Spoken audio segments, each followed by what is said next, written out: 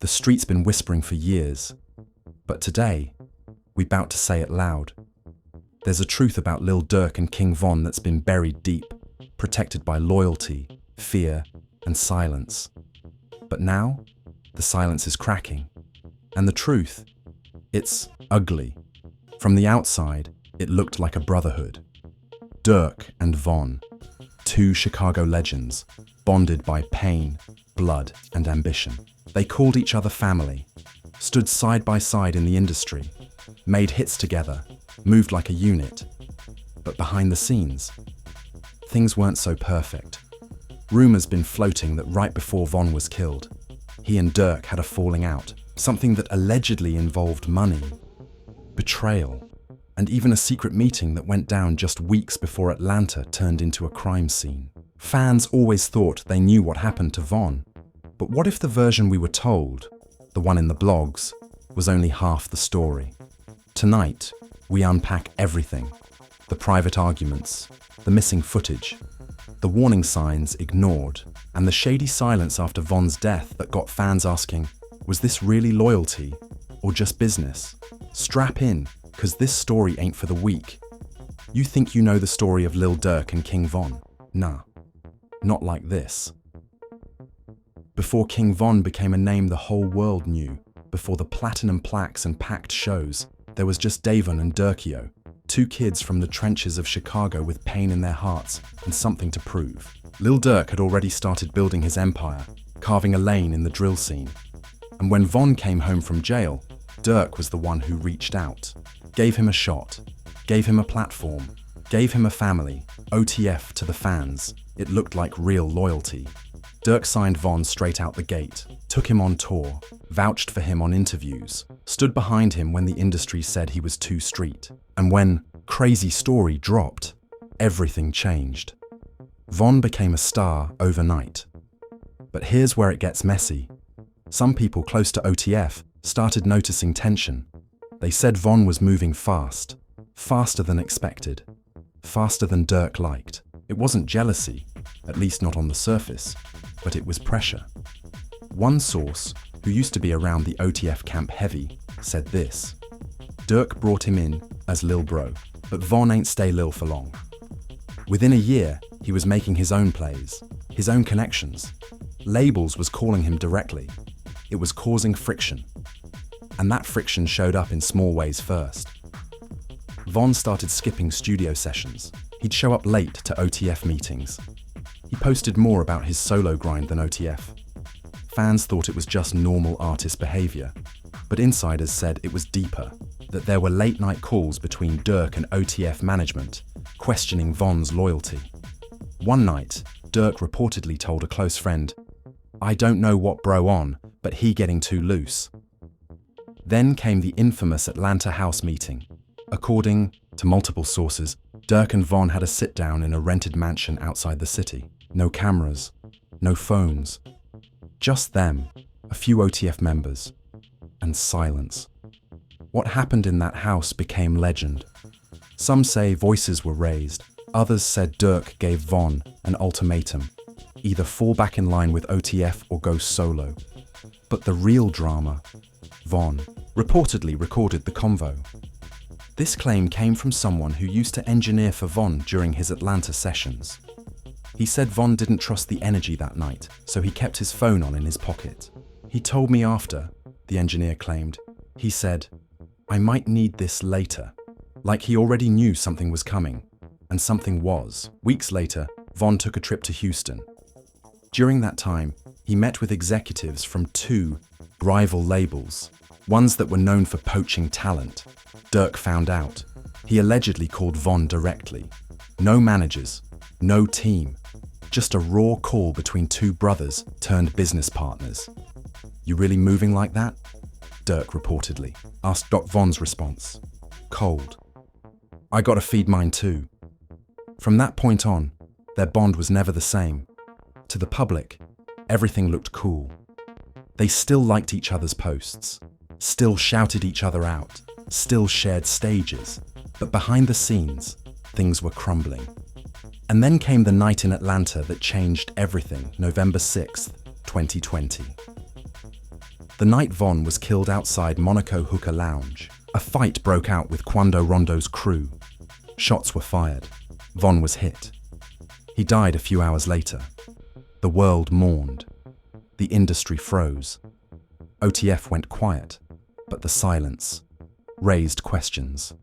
Durk didn't post Von immediately, didn't go live, didn't speak out. When he finally did drop a tribute, it felt brief. Fans noticed. They flooded comments asking why Durk wasn't louder, wasn't angrier, wasn't moving like someone who lost a brother. Some said he was grieving in private. Others said it was fishy. And then the conspiracies started. People began pulling old interviews, tweets, and subliminals. One clip resurfaced where Von talked about never trusting too easily. "You gotta watch even the ones closest," he said. Another clip showed Durk looking uncomfortable when asked about Von's rising fame. And then, a mysterious tweet from Von's burner account appeared days after his death. "Some of your fake love hit different. Nobody could prove who typed it. Maybe a family member. Maybe scheduled. Maybe nothing." But fans believed it was meant for Durk. Meanwhile, inside OTF, things were falling apart. Members started drifting. Old friends stopped showing up to shows. Even Durk's demeanor changed. More aggressive. More paranoid. People close to him said he started moving like he didn't trust anyone. And then he did something nobody expected. He moved out of Atlanta. Quietly. No announcement. No farewell. Just packed up and disappeared. A realtor in Georgia later confirmed the house was sold under a shell company weeks after Von's death. Why? Nobody knows for sure. But sources close to the situation say Durk didn't feel safe anymore. Not from the streets, but from inside his own circle. After Von died, Durk started hearing whispers, said one insider. People saying Von left behind info. Stuff that could hurt careers, names, conversations, maybe even that recording from the Atlanta house. And this is where things get dark. Rumor has it, Von's team had a backup drive, something with his notes, voice memos, and raw footage. That drive allegedly went missing a week after his funeral. The studio engineer, the same one who claimed Von recorded the Atlanta convo, said he went back to the hard drive and it was gone. He told a blog off record, "I don't know who took it, but the footage that was on there, it could have shifted the whole narrative." Shift it how? Some said it held hours of footage. Studio sessions, private convos, voice notes Von recorded during his final months. Others said it was nothing, just fan fiction from a conspiracy-hungry internet. But then, weeks after the rumor spread, an anonymous account posted a grainy, low-quality clip online. It was Von, sitting in a room that looked like a studio, hoodie on, face serious. He wasn't rapping. He wasn't smiling. He was talking directly to the camera. Sometimes the closest ones. "Be the ones you gotta watch the most," he said. Then the video cut off. No timestamp, no context, no follow-up. Fans were stunned. Blogs went wild. Reddit threads popped up instantly. People started connecting dots. They pulled up footage of OTF shows where Von looked distant from the rest of the crew. Clips where Durk looked tense when Von spoke. Even old tweets resurfaced from OTF affiliates that hinted at internal issues. But the biggest shift came when Memo 600, a longtime OTF affiliate, started tweeting subliminals.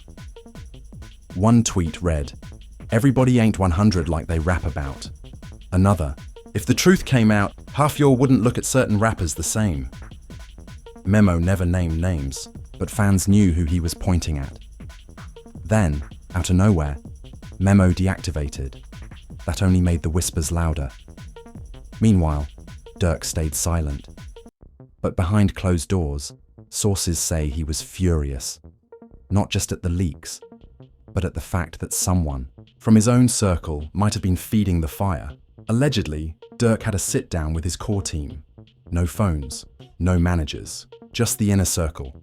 Someone in that meeting, who later spoke to a blog anonymously, claimed Durk was ready to cut everybody off, He said, Durk told the room, "I gave you all the world, and now you're moving like this." Nobody responded, because deep down, everybody felt it. Von's death left a hole, not just emotionally, but in the power structure. And that vacuum, it created competition, tension, jealousy, survival mode. But then came another twist. Von's sister, Kayla B, started acting different. She posted a tweet that said, "Just know, you've told me everything." She deleted it within minutes, but not before fans screenshotted it. That tweet alone brought a whole new wave of speculation. What did Von tell her? Was she holding on to something? Why was she still so distant from OTF? And then she went live. It wasn't a full expose. She didn't drop names, but the emotion in her voice? Heavy. People keep asking why I don't be around them no more. Why I don't rock with certain people. Y'all don't know what happened. Y'all don't know the real story. The comments lit up with one name, Durk. She didn't respond, but silence, in moments like this, speaks louder than confirmation. And speaking of silence, something else happened that shook the culture. A known Chicago street figure, someone with deep connections to both Von and Durk, was interviewed on a podcast. When asked about Von's death, he got quiet, then said, "That wasn't supposed to happen." But when pride get in the way, folks forget who really got their back. Again, no names. But fans took it and ran. Rumours started spinning that Von had been planning a big move, one that involved splitting fully from OTF and starting his own label. Allegedly, he had already filed paperwork under a new company name. The word was, he didn't want to just be Durk's artist anymore. He wanted to be the boss. And guess what the name of the label was? Royale. And guess what happened to the paperwork? It vanished after his death. No follow-ups, no official launch, no confirmation, just gone. Now, here's where it gets even deeper. Someone from Atlanta, a videographer who worked with both Von and OTF, claimed he had backup footage from one of Von's last music video shoots, said the energy on set was off, that Durk barely spoke to Von, that they had a short convo behind, the scenes that ended with Von walking off angry. This same videographer told a close friend, whatever happened between them, it was real, and it was unresolved. And when people went back to watch the music video, they noticed something strange. Von and Durk barely shared screen time. For two artists who built a brand off unity, that said a lot. But maybe the biggest moment of all came when an unreleased track leaked, allegedly recorded by Von just 2 weeks before his death. In the song, his lyrics were raw.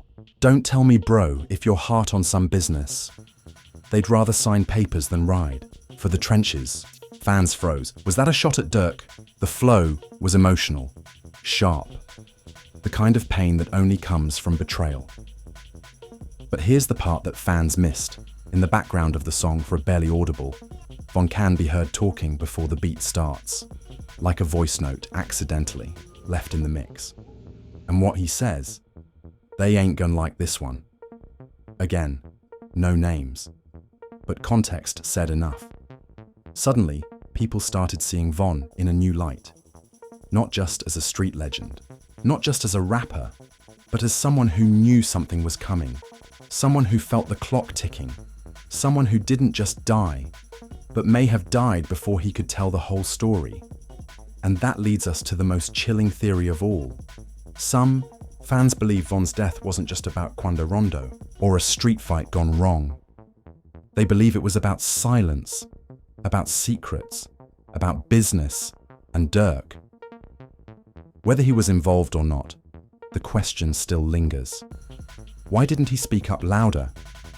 Why didn't he clear the air? Or maybe he couldn't, because the truth might destroy everything. And that's where part 3 begins. After the leaked lyrics and Von's unreleased track made rounds online, OTF fans were divided like never before. Some refused to believe he was talking about Durk.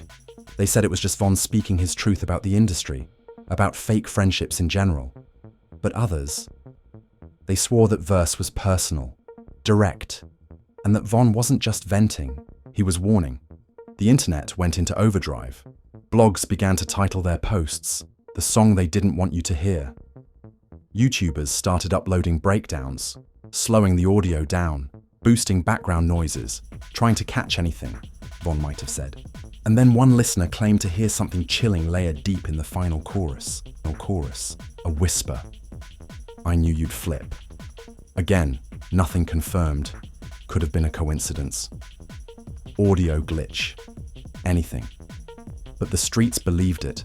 And for the first time, fans started asking not just who killed Vonn, but who betrayed Vonn.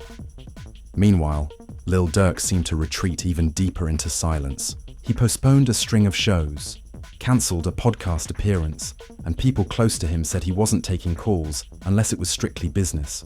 One person, a producer who worked with both Vonn and Durk, said Durk had become paranoid. He don't trust nobody, not even his day ones. But something else changed too. Durk stopped shouting out Vonn. No more tribute posts, no bars referencing him, no tweets. Like the whole thing never happened. And fans noticed. Especially when Vonn's birthday came around and Durk said, "Nothing." That same day, Kayla B tweeted, "Fake love ain't love, silence says enough." Again, she didn't tag Durk, but she didn't need to. People began putting together timelines, trying to map out Durk's behavior before and after Vonn's death. And what they found? Suspicious patterns. Interviews where Durk got defensive when asked about Vonn. Business moves made right after the tragedy, including launching his new label division. And most bizarrely, a leaked contract surfaced showing that Vonn's royalties from certain songs were now being split differently, and Durk's name was involved. When this leak hit, everything exploded. Some fans felt betrayed. They accused Durk of capitalizing off Vonn's name. Others said, "It's business. This happens all the time." But the fact that it happened so quietly raised red flags. One old OTF affiliate, who hadn't been seen in months, suddenly popped up on a live and dropped a bombshell. Vonn ain't die broke, and he ain't die blind. He knew what he was owed. And he told us, if something ever happened to him, watch who benefits. The live ended after 5 minutes. But those words, echoed for days. Was Durk benefiting from Vonn's death? Or was he simply left to clean up the pieces of a friend who moved recklessly? This is where things took a turn. A mysterious Instagram account popped up under the handle. A real Vonn Vault. No profile pic, no bio. Just one story posted. Black screen, white text, receipts. Dropped this week, y'all ready? Within hours, the page had over 80,000 followers. Fans started speculating who was behind it. Some thought it was Kayla B. Others thought it was Vonn's old team trying to get attention. But when the first post dropped, it sent shockwaves. It was a screenshot of a text conversation between someone saved as Durk and an unknown number. The texts were cut off, cropped tight, no full context, but one line stood out. Durk, we gotta get ahead of this before it spreads. What this was, nobody knew. But fans assumed it was about the Vonn rumors. And just like that, a real Vonn Vault became the most watched account in hip-hop every day. They posted cryptic captions, song snippets, old behind-the-scenes photos of Vonn, and vague messages like "he knew" or "some loyalty is deadly." It was social media chess. But while fans argued in the comments, the industry was paying attention too. A&Rs started pulling back from OTF-affiliated artists. Brand deals stalled. Interviews got cancelled. Durk's team reportedly held an emergency meeting to figure out a strategy. And a source from inside that meeting said one thing became clear. They don't know who's leaking. Someone was close enough to have access and bold enough to post it. And that's when the second leak hit. An audio recording. Not of Vonn, not of Durk, but of a conversation between two people. One allegedly being an OTF manager and the other an unknown voice. The manager says, "We gotta keep the narrative clean. Nobody needs to know about that meeting in Atlanta." The other voice replies, "You think the footage still exists?" The audio cuts off. But that was all fans needed. Back came the theories about the infamous Atlanta house meeting. The one Vonnie allegedly recorded. The one nobody had ever confirmed. Until now. People started demanding answers. Fans tweeted Durk directly. Some begged for the truth. Others sent threats. Durk didn't respond. Instead, he posted a selfie. No caption. Just a stare into the camera. Tired eyes. Some saw guilt. Others saw defiance. But here's where the line between music and real life blurred again. Street insiders began hinting that people were being watched. That certain camps, not just OTF, were under surveillance. One whispered tip claimed that someone from Von's side had met with investigators, not to snitch, but to protect themselves in case something happened. The fear, retaliation, because if the narrative flipped and Durk was painted as a betrayer instead of a brother, the streets might not forgive it, and Durk knew that. Allegedly, he moved his family again, this time out the country. Rumors said Dubai, others said private island. Nobody confirmed anything, but fans noticed he was suddenly posting old pictures, throwbacks, nothing new, no location tags, nothing that could tie him down. Some called it smart, others called it guilt. But while Durk ducked the drama, someone else stepped into the spotlight. King Von's cousin, known in the streets but never in the public eye, dropped a live that ended everything. He looked straight at the camera and said, "It's been long enough. You'll want to know what really happened. Tune in Friday. I'm dropping everything." And just like that, the countdown began. 1 week, and then the whole world would know. The countdown to Friday felt like the entire culture was holding its breath. Every blog, every fan page, every subreddit was locked in. Would this cousin really expose the truth? Would he clear Durk's name? Or burn it to the ground?